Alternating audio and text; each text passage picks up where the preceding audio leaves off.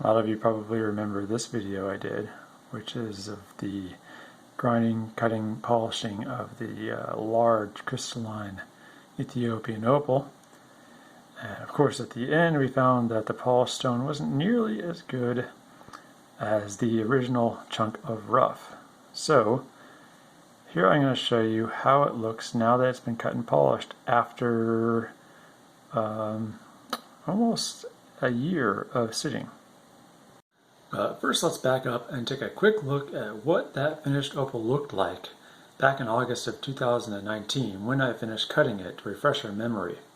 Then I'm going to show you what it looks like now. Here we are at March of 2020, and so that's actually about 7 months later, and we'll see how things have turned out. About 3 weeks, and the opal has been stored in a little Ziploc to allow it to dry out very slowly. So far the stone looks great, except for some very small hairline cracks right there. So the comments on that video were pretty much all along the lines that the opal was totally ruined. And to be honest, yeah, it definitely was not nearly as beautiful in the polished form as it was rough. But ruined might be a bit subjective. Perhaps we would go with just changed. So here's what happens now, 7 months later, to the opal. Here is that same opal.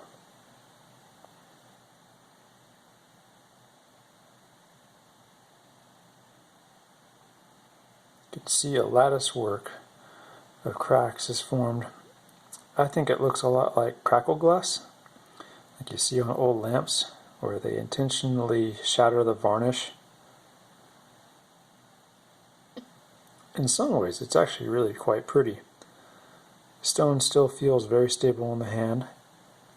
I can't feel the cracks as I run my finger or my fingernail across it. Right now it's difficult to see the color play in it because this is just cloudy, diffused indoor light coming in from a window.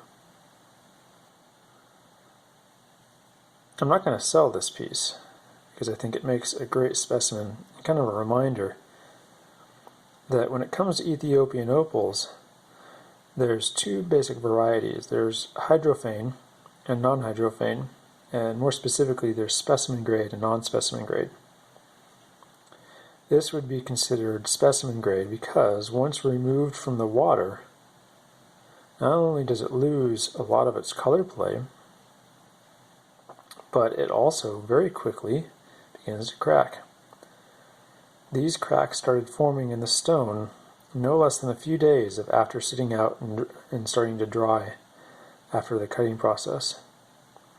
It took about a month for it to completely crack over on the back side of the stone. And now here on the top you can see light cracking on much of the top.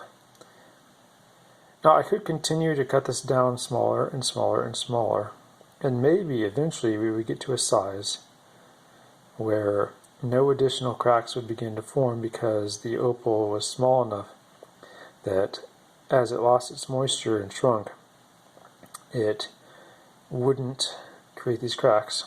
Now of course the reason why it does this is very similar to why you would see cracking mud in very similar patterns in the desert.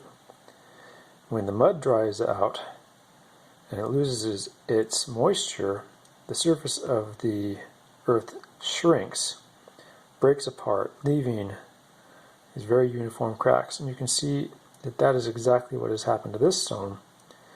As it has lost its moisture, the surface has shrunk and pulled apart in a very uniform way to leave these network or lattice work of cracks on the outside of the stone.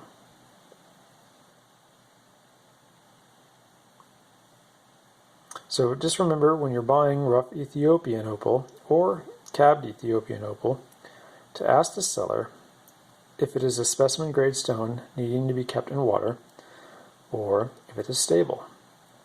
Now, I've been to several gem shows now where actually stones like this, which have the network of cracks over them, are being sold for use in jewelry.